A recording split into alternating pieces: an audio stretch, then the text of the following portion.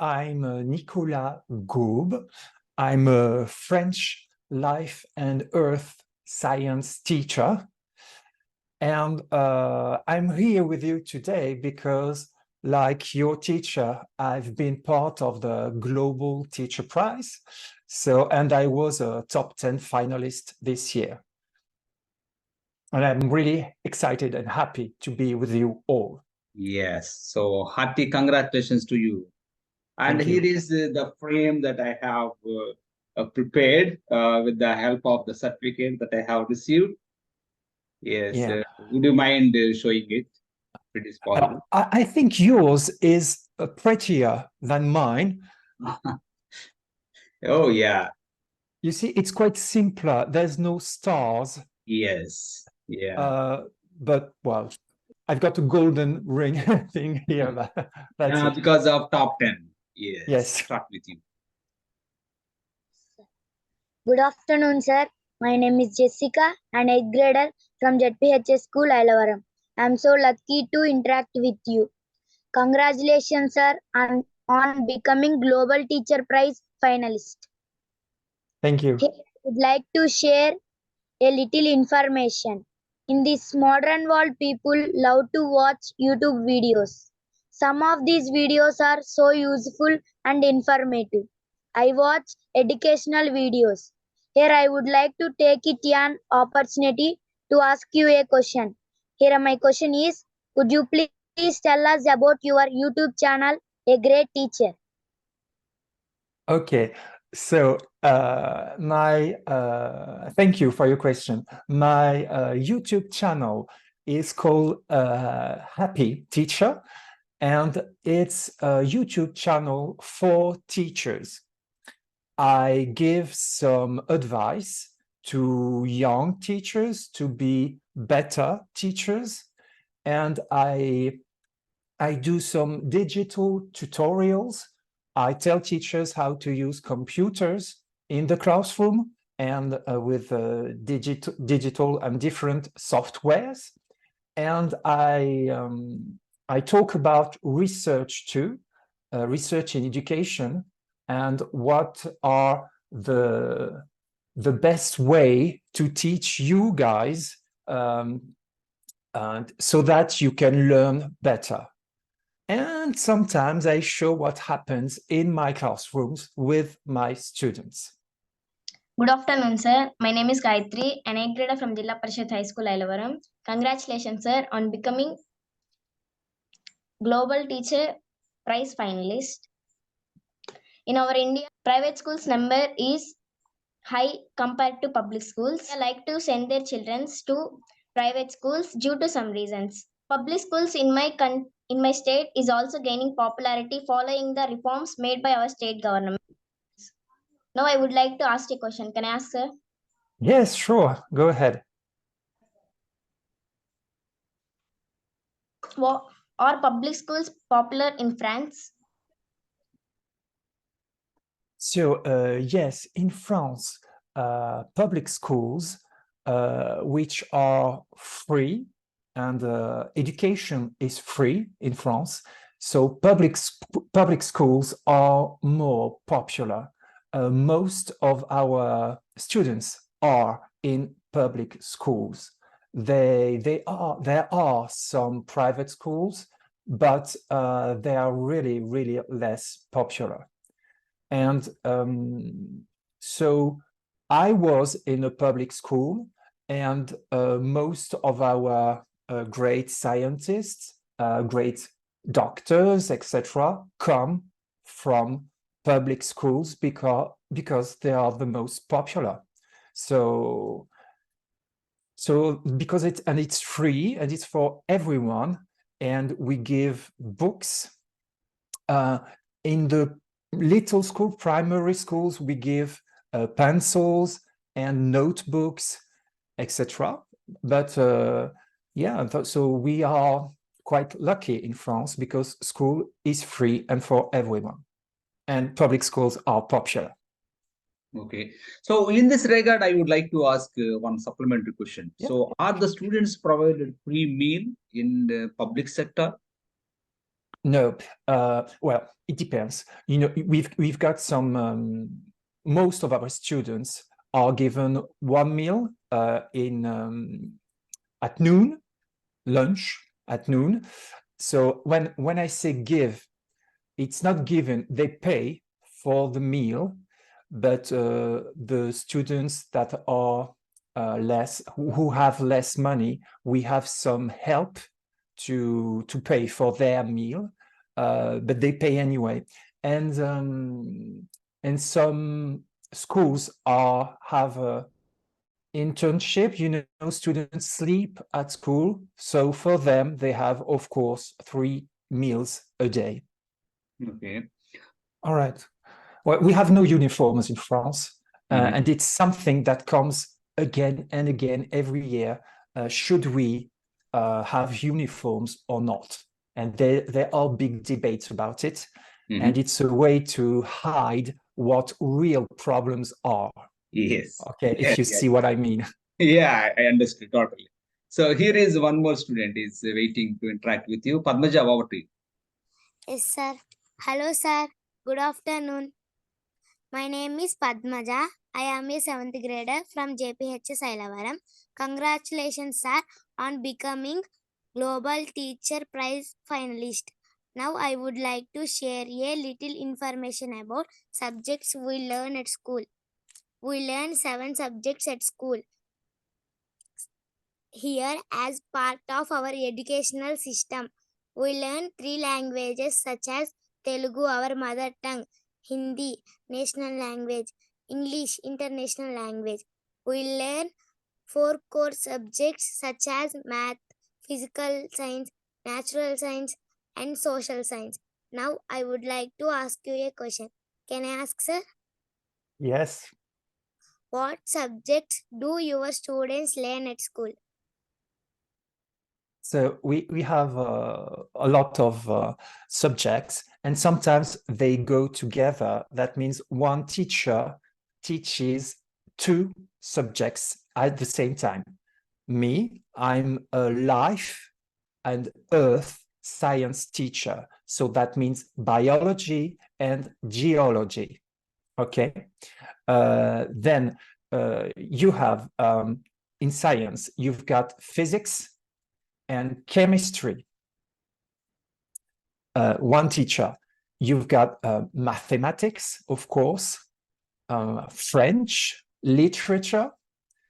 You've got history and geography and civics, the same teacher for the 3 subjects. And then you have told me about languages. So 2 languages are compulsory.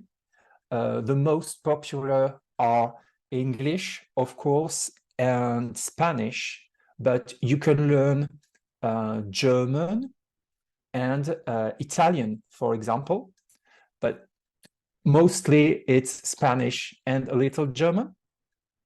And then you have sports, physical education, and arts. We have some lessons about music,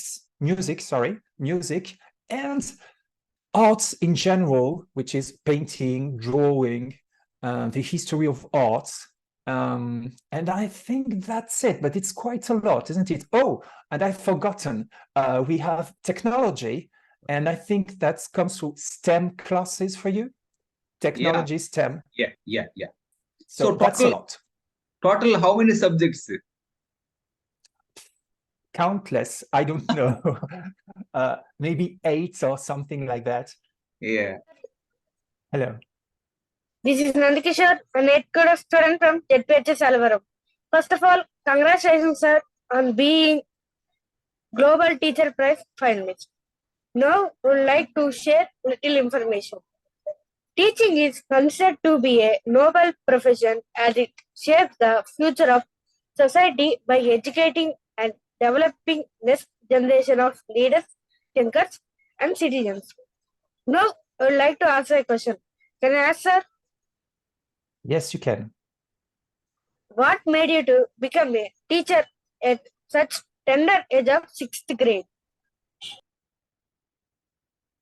So I think what made the difference is that I had an amazing teacher myself. When I was in 6th grade, it was an English teacher, and it was a lady, and I think she was a young teacher. She was well, it was the beginning of her career, and she was so full of energy and passion about her job that I thought to myself, I want to do this. And she made me love English, and that's why I'm able to speak English to you, and I'm so grateful for that. So when you're a student, you will have a lot of different teachers during your life as a student, and maybe you will be inspired to become a teacher or do something about science or arts, etc. And for me, it was her. It was the beginning of my story as a teacher. So, have you ever met her? You have just disclosed that that young teacher with the full of energy and enthusiasm and influenced you to become a teacher. So, after becoming a teacher, have you ever met her again and to say thanks to her because what you today are because of her?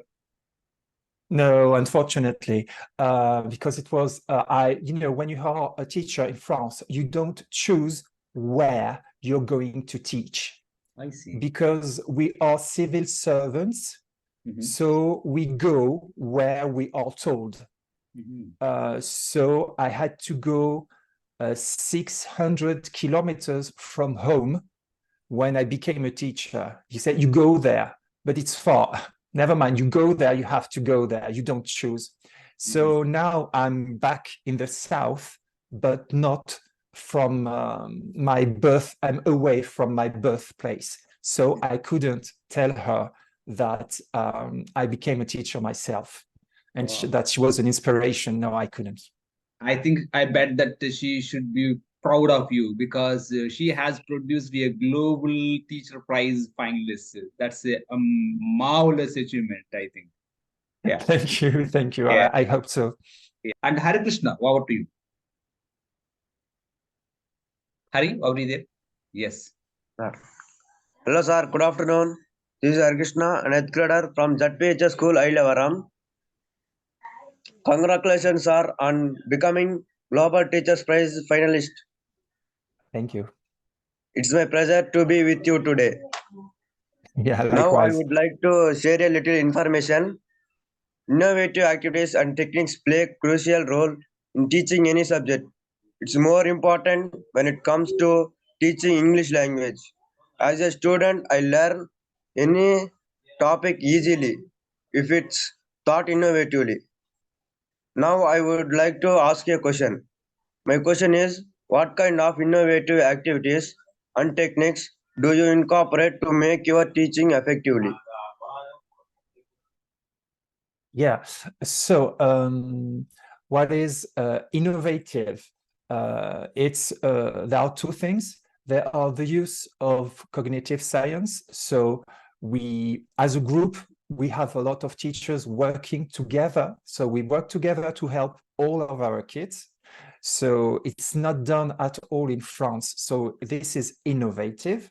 And the second thing is in my classroom, I have 3 different zones, hubs, or areas. If you understand better, I don't know, spaces, 3 spaces. I've got the documentation hub where my students read scientific articles. I have the digital hubs where my students can use computers to do some research about biology, animals, whatever. And I have the lab hub, the lab zone, where my students can use microscopes. We do some experimentation. We do some lab work, and we do some, I won't find the word in English. But you see, we go, it's hand-on activities. So they do a lot of lab things with fumes, explosions, and volcanoes made of ketchup, etc. So it's 3 different zones, and my students go on each station for each chapter. Have you got it? Good afternoon, sir. How Good are afternoon. you? I'm fine, thank you. My name is Rutika. I am an 8th grader from ZB School, Elavaram. I am so privileged to interact with you. Namaste from India. Congratulations, sir, to become a Global Teacher Prize finalist. Thank you. In every profession, only few individuals shine in their profession with their hard work and dedication, more importantly, with their innovative activities. Here, my question is, what has been your incredible achievement as a teacher? Yes, so I think what I'm really proud of, if you don't count the Global Teacher Prize, I'll show it to you, right? So this is quite something, and I'm really proud of it. But on the other hand, I'm really proud of my biggest achievement is that I have built a team around teaching, a team at my school. So a big project with more than half of the teachers at my school working on the same project, and a team of teachers around the world too. And thanks to my YouTube channel. So I was able to work with Australian teachers and teachers from around the world because I have this big project called Teaching Around the World. And we talk about our education system, and we compare how we teach in different parts of the globe, of Earth. So I'm really proud of it. And I think that is my biggest achievement as a teacher. This is Madhvi. I am an educator from ZPH School, Ayalavaram. Congratulations, sir, to become a Global Teacher Prize finalist. Now, I would like to share a little information. Indian education system can be divided into 4 types. First one, foundational stage 5 years. Second one, preparatory stage 3 years. Third one, middle stage 3 years. Fourth one, secondary stage 4 years. Now I would like to ask one question. Can I ask, sir? Yes, you can go. What kind of education system is practiced in France? So it's so in France, our system is simpler, I guess, for once. So we have 3 big schools. We've got primary education. It lasts 5 years. So in primary school, we've got secondary education, and it takes 4 plus 3 years, so 7 years. And these 7 years, we have 4 years in middle school. So middle school, it's between 11 and 16 years old for the students.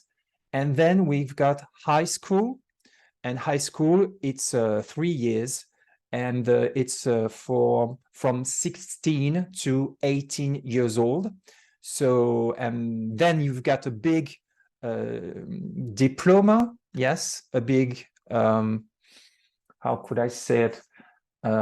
You see, I don't know every word in English myself too. So, so there's a big exam, a big test, you know, and then if you succeed, you can go to the university. So that's it. So, Gabby, I have a question. Actually, you are known for memorization tools. I think you have been expert. You are working with the memorization tools. So, would you mind sharing a few facts about memorization tools? As a teacher, I am so curious to know how you make your students memorize the things. Okay, so there are many of different things, but to say a few, so there's the okay, I don't know where to begin. There's the wait a second. We've got a worksheet for memorization, especially. So you've got, on one side, you've got the questions, and on the other side, you have the answers, just like flashcards.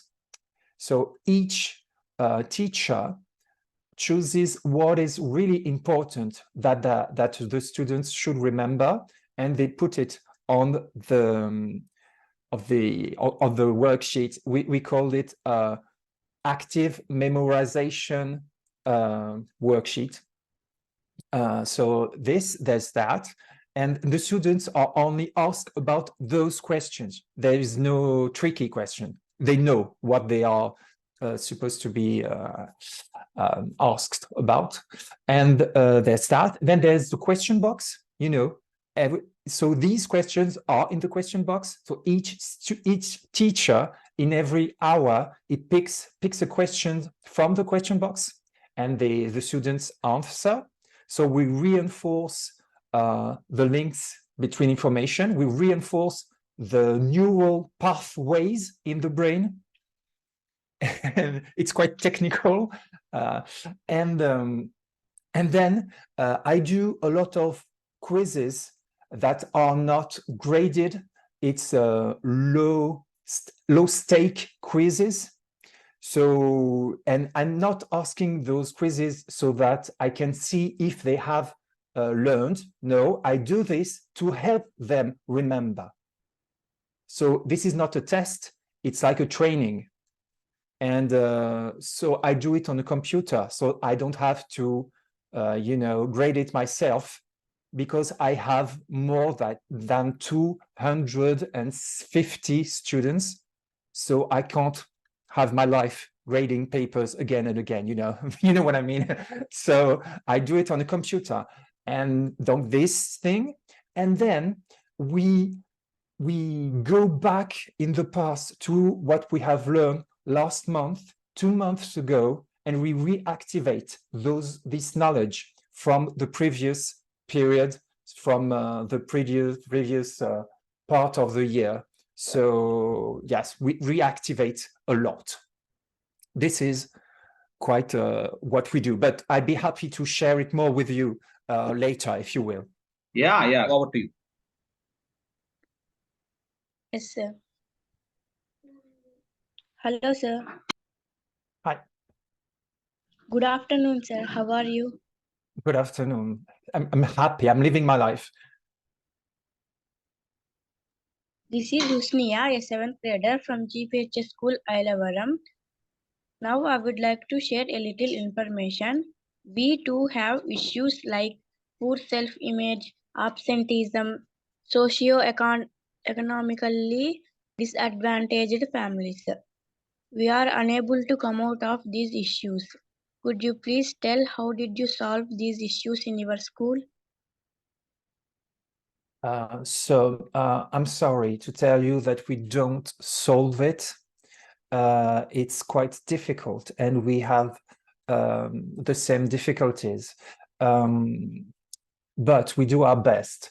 So I will say, me at a personal level, as a teacher, what I do, I try to make my lesson and my classroom, I try to make it a safe environment for my students. And I want it to be safe, I want it to be fun, and I want it to be a place where my students want to come. So this is what I do to fight absenteeism, but it's not that easy, and it's not there is no magical wand to have a solution, but this is what I do. So I try to build positive relationships with my students so that they can trust me, and that they can that they want to be with me, they want to be a part of my classroom community. I want to build trust at the same time. This is what I do. And there's something else I wanted to say. Yeah, the stress about grades. I don't grade at all. I don't do, like I said earlier, my tests are here to help you learn what you have to learn. I'm not testing to see if you can do it or not. Of course, I need it because it's compulsory for our educational system, but it's not what matters to me. As long as at the end you succeed, I'm happy with that. If it takes you a longer time, if it takes you more time to achieve what you're supposed to achieve, it's not a problem. As long as you work hard, you do your best, and that you are willing to be helped, I am here with you and I will fight for you and I will help you the best that I can. Thank you. Could you please share some calming techniques that you use in your classroom? I mean, calming techniques. And do you have any calming techniques to share with us? Any techniques to... Yeah, so first of all, you have to feel the classroom. You know, when they enter the classroom, you see if you need to calm them or not. So you feel that. And I don't do this quite often, just sometimes when it's needed. The first thing that I always do is I say hello and to each and every of my students, because we have an eye contact, you know, so that you see, I see that you're here, I see that you're coming to my classroom, and I'm happy to welcome you. So, and this, you have less problems just doing that. So it's really important to greet everyone at the door. And then if they come and speak loud and I see that they are not focused, I'll say, all right, we will have a moment for us and to recenter, to focus. So we do some breathing exercises. So it's quite simple. I count to, you know, it's a 3 and 4 rhythm. So let's do this together. So you, during 3 seconds, you breathe in. You stop. And then during 4 seconds, you breathe out.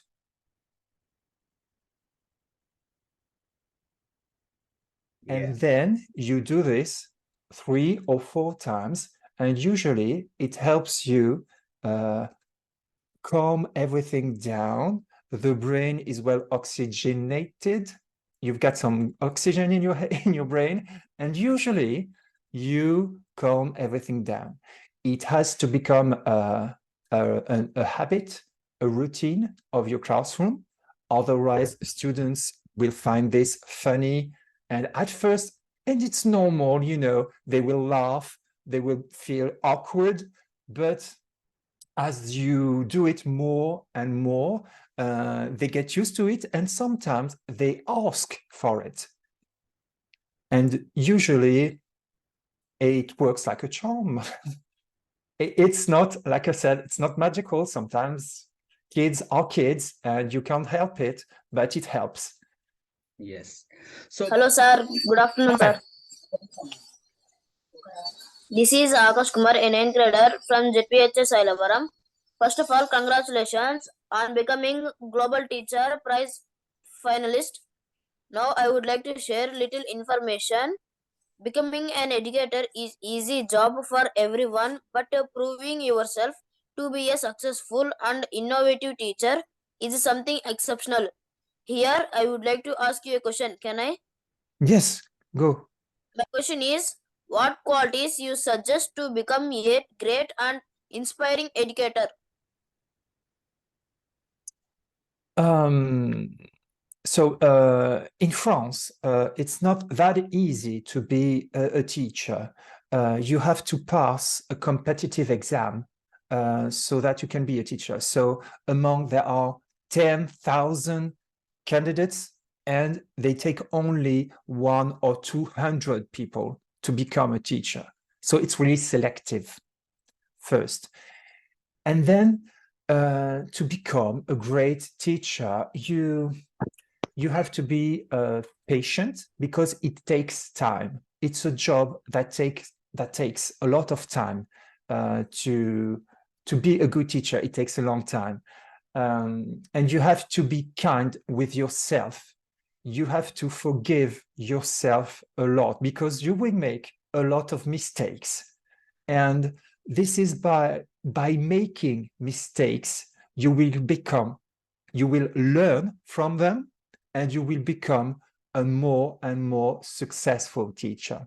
So you have to be indulgent. I don't know if it's a real word or not, but you have to be kind to yourself and learn from your mistakes.